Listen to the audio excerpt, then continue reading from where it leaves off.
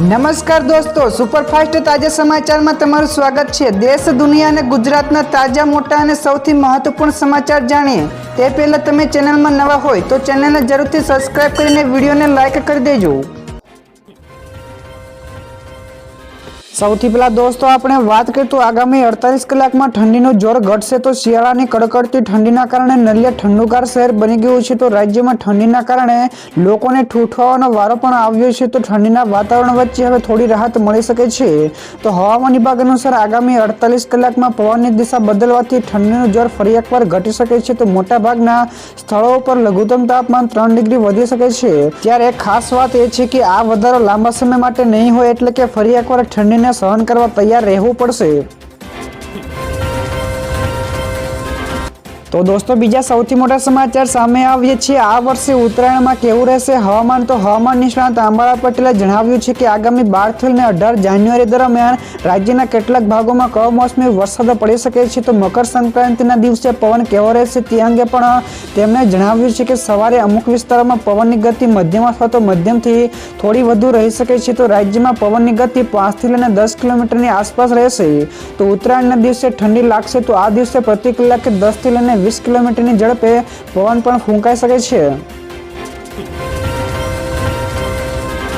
ત્યાર પછી દોસ્તો આગળ વધુ એક સૌથી મોટા સમાચાર મળ્યા છે। શાળાઓની ફીમાં થયો વધારો। જ્યાં દોસ્તો વાલીઓના માથે પોતાના સંતાનો ભણાવવા માટે ફરી એકવાર ભાર ઝીંકાયો છે। તો હવે સૌરાષ્ટ્રની ફી નિયમન સમિતિએ અંદાજે 55 જેટલી શાળાઓના ફી ધોરણોમાં વધારો કર્યો છે। તો આ વધારો ₹50 થી 13,000 સુધીનો કરવામાં આવ્યો છે। તો ખાસ કે સમિતિ 5,000 જેટલી શાળાઓના ફાઇલોનો અભ્યાસ કરે છે, જેમાં 1200 જેટલા સોગંદનામાનો અભ્યાસ કરીને ક્લિયર પણ કરવામાં આવ્યા છે, જેમાંથી 55 જેટલી શાળાઓની ફીમાં વધારો કરવામાં આવ્યું છે। તો દોસ્તો તમારે શું કહેવું છે શાળાઓની ફીમાં થયેલો આ વધારા અંગે?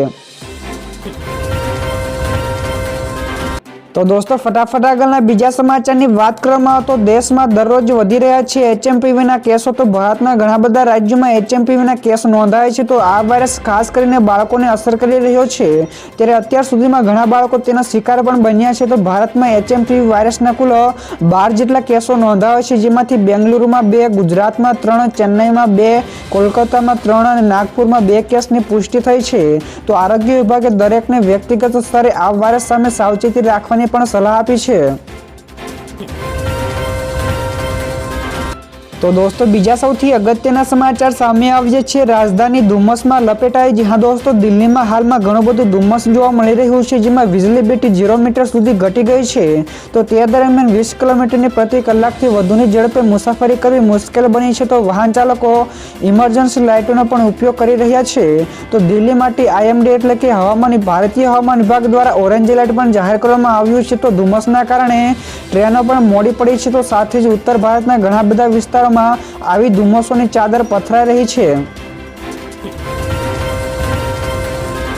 ત્યારબાદ દોસ્તો આગળ વધુ એક સૌથી અગત્યના સમાચાર મળ્યા છે। ગોપાલ ઇટાલિયાએ કહ્યું કે ગૃહમંત્રી બનાવીને તો જુઓ, ના ફરક પડે તો આજીવન ખેતી કરીશ। જ્યાં દોસ્તો તાજેતરમાં જ ખુદને પટ્ટાથી માર મારનાર આમ આદમી પાર્ટીના નેતા ગોપાલ ઇટાલિયાએ એક વાતચીતમાં સવાલ પૂછ્યો કે જો તમને રાજ્યના ગૃહમંત્રી બનો તો શું ફરક પડશે? તો ઇટાલિયાએ પણ જવાબ આપ્યો કે બનાવીને તો જુઓ, ફરક ના પડે તો આજીવન ના બોલાવતા।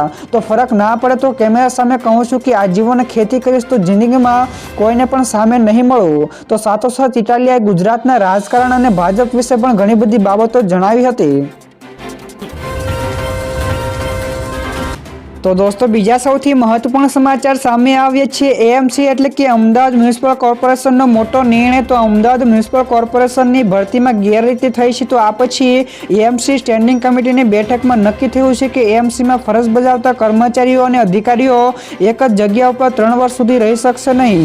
જ્યારે વર્ગ 1 થી લઈને 3ના કર્મચારીઓ અને અધિકારીઓની બદલી થશે, તો એક જ સ્થળ ઉપર વર્ષો સુધી કામ કરનારા કર્મચારીઓ અને અધિકારીઓની બદલી થશે। તો બીજી તરફ રાજ્યમાં કલેક્ટર કચેરીમાં ક્લાર્કની ભરતીના આદેશો પણ રદ કરાયો છે। ત્યારબાદ દોસ્તો આગળ વધુ એક સૌથી મહત્વપૂર્ણ સમાચાર મળ્યા છે ખેડૂતો માટે આવ્યા કામના સમાચાર। તો એક અખબારી યાદી પ્રમાણે ખેડૂતોને ઉત્પાદનના પોષણક્ષમ ભાવ મળી રહે તે માટે રવિ માર્કેટિંગ સિઝન 2025-26માં રાજ્ય સરકાર દ્વારા લઘુત્તમ ટેકાના ભાવ ₹2425 પ્રતિ ક્વિન્ટલ નક્કી કરાયો છે। તો ઘઉંની ખરીદી ગુજરાત રાજ્ય નાગરિક પુરવઠા નિગમ લિમિટેડ દ્વારા થશે। તો લઘુત્તમ ટેકાના ભાવે ઘઉંનું વેચાણ કરવા ખેડૂતોએ ઓનલાઈન નોંધણી કરાવવાની રહેશે। તો જે રાજ્યમાં સ્થાનિક ગ્રામીણ કક્ષાએ VCE મારફતે 1 જાન્યુઆરીથી શરૂ થઈ ગઈ છે। તો દોસ્તો ત્યારબાદ આ સિવાયના બીજા સમાચારની ઝડપથી વાત કરવામાં તો અદાણી ગ્રુપ કુંભના મેળામાં આપશે મોટી સુવિધા। જ્યાં દોસ્તો કુંભના મેળામાં અદાણી ગ્રુપ ઇસ્કોન સાથે મળીને મહાપ્રસાદની સેવા કરશે। તો આ માટે કુંભના મેળામાં 40 જગ્યાઓ ઉપર મહાપ્રસાદની સેવા અપાશે। તો મહાપ્રસાદમાં 50 લાખ જેટલા ભક્તોને મફત ભોજન આપવામાં આવશે।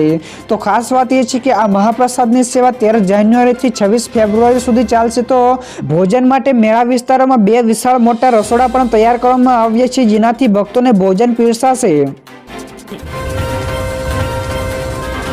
તો દોસ્તો બીજા સૌથી મોટા સમાચાર સામે આવ્યા છે ઉત્તરાયણના પર્વને લઈને ગુજરાત હાઈકોર્ટનો હુકમ છે। તો ઉત્તરાયણના પર્વના ગણતરીના દિવસો જ બાકી રહ્યા છે ત્યારે ગુજરાત હાઈકોર્ટે ઉત્તરાયણના તહેવારોમાં રાજ્યભરમાં કાચ પાયેલા દોરાના ઉપયોગ ઉપર પ્રતિબંધ મૂકવાના આદેશો કર્યા છે। તો સાથે જ ચાઇનીઝ દોરી અને નાયલોનની દોરીના ઉપયોગ ઉપર પણ પ્રતિબંધ મૂકવાનો હુકમ કર્યો છે। તો આ અંગે રાજ્ય સરકારે પણ હુકમ પાલનની પ્રતિબદ્ધતા દર્શાવી છે અને 13 જાન્યુઆરી સુધીમાં ઠોસ અને અસરકારક પગલાં લેવાના પણ કોર્ટમાં ખાતરી આપી છે। તો દોસ્તો ત્યાર પછી આગળ વધુ એક સૌથી મોટા સમાચાર મળ્યા છે। ત્રીજા ક્વાર્ટરમાં ઇરિડાએ ધમાકેદાર કમાણી કરી છે। જ્યાં દોસ્તો ઇરિડાએ ડિસેમ્બર ક્વાર્ટરમાં મજબૂત ચોખ્ખો નફો મેળવ્યો છે। તો ચોખ્ખા નફામાં લગભગ 27% વધારો થયો છે। તો હવે તે 425.37 કરોડ રૂપિયા ઉપર પહોંચી ગયો છે। તો કંપનીએ આ નફો મુખ્યત્વે વધુ આવકના આધારે મેળવ્યો છે। તો કંપનીએ ગુરુવારે એક નિવેદનમાં જણાવ્યું હતું કે ડિસેમ્બર ક્વાર્ટરમાં કામગીરીમાંથી આવક 35.57% વધીને ₹1698 કરોડ થઈ છે। તો દોસ્તો ફટાફટ આગળના બીજા સમાચાર વિશે વાત કરવામાં આવે તો 2 લાખ લોકોની નોકરીઓ જશે। જ્યાં દોસ્તો બેન્કિંગ ક્ષેત્રમાં રોજગાર ઉપર ભારે સંકટ આવશે। તો બ્લૂમબર્ગ ઇન્ટેલિજન્સના એક અહેવાલમાં ટાંકવામાં આવ્યું છે કે આગામી 3 થી લઈને 5 વર્ષ સુધીમાં વિશ્વની બેંકોમાં 2 લાખ કરતાં વધારે લોકો નોકરીઓ ગુમાવશે। તો તેમને હટાવ્યા બાદ આર્ટિફિશિયલ ઇન્ટેલિજન્સ એટલે કે AI દ્વારા કામ કરવામાં આવશે। તો રિપોર્ટમાં કહેવામાં આવ્યું છે કે બેંક ઓફિસ, મિડલ ઓફિસ અને ઓપરેશનમાં કામ કરતા લોકોની નોકરીઓની ભૂમિકા જોખમમાં હશે। તો આ સિવાય બેંકોની ગ્રાહક સેવામાં પણ માનવીઓની ભૂમિકા ઘટશે। તો દોસ્તો બીજા સૌથી અગત્યના સમાચાર સામે આવ્યા છે હોમ લોન ઉપર મળી રહી છે 4%ની સબસિડી। જ્યાં દોસ્તો હોમ લોન ઉપર સરકાર દ્વારા 4%ની સબસિડી આપી રહી છે, જેમાં 3 લાખ રૂપિયા સુધીની વાર્ષિક આવક ધરાવતા EWS શ્રેણીના વ્યક્તિગત પાત્ર પરિવારોને તેમની પાસે જે જમીન હોય તેના ઉપર 45 ચોરસ મીટર સુધીના નવા પાકા મકાનો બનાવવા 2.5 લાખ રૂપિયા એટલે કે 2.5 લાખ રૂપિયા સુધીની નાણાકીય સહાય મળશે।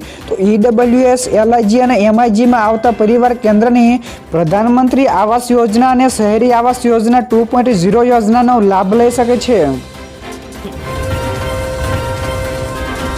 ત્યાર પછી દોસ્તો આગળ વધુ એક સૌથી અગત્યના સમાચાર મળ્યા છે। અમદાવાદમાં ઉત્તરાયણના તહેવારને લઈને જાહેરનામું બહાર પાડ્યું। તો અમદાવાદ શહેર પોલીસ કમિશનરે હુકુમત હેઠળ સમગ્ર વિસ્તારમાં ઉત્તરાયણના તહેવારને અનુસંધાને તારીખ 10 થી લઈને 31 જાન્યુઆરી સુધીમાં કોઈપણ વ્યક્તિ જાહેર માર્ગ ઉપર કોઈપણ વ્યક્તિને ઈજા થતો ભય પમાડે તે રીતે પતંગ ઉડાવી શકશે નહીં। તો આ ઉપરાંત જાહેર માર્ગ ઉપર દોડીને પતંગ પણ પકડી શકશે નહીં। તો પોલીસ કમિશનર દ્વારા જાહેર માર્ગો ઉપર પતંગ ઉડાવવા અંગે પણ પ્રતિબંધ લગાવવામાં આવ્યો છે। તો દોસ્તો ત્યારબાદ આ સિવાયના બીજા સમાચાર શેર માર્કેટ વિશે પણ મળ્યા છે। તો ગઈકાલે શેર બજાર લાલ નિશાન ઉપર બંધ થયું। તો ગઈકાલે શેર બજારમાં બેડ ફ્રાઈડે જોવા મળ્યો હતો। તો સામાન્ય તેજી સાથે બજાર ખુલ્યા બાદ તેમાં ઘટાડો જોવા મળ્યો હતો। તો સેન્સેક્સમાં 241 પોઈન્ટના ઘટાડા સાથે 77,378ના સ્તરે બંધ થયો। તો નિફ્ટી પણ 95 પોઈન્ટ ઘટીને 23,431ના સ્તર ઉપર બંધ થયો હતો। તો દોસ્તો બીજા સૌથી મહત્વપૂર્ણ સમાચાર સામે આવ્યા છે। ડીસામાં ભૂમાફિયા ઉપર ફ્લાઇંગ સ્ક્વોડ તાટકી। તો ડીસામાં અવારનવાર રેતી ચોરી કરતા ભૂમાફિયા ઉપર ગાંધીનગર ફ્લાઇંગ સ્ક્વોડે સપાટો બોલાવ્યો છે।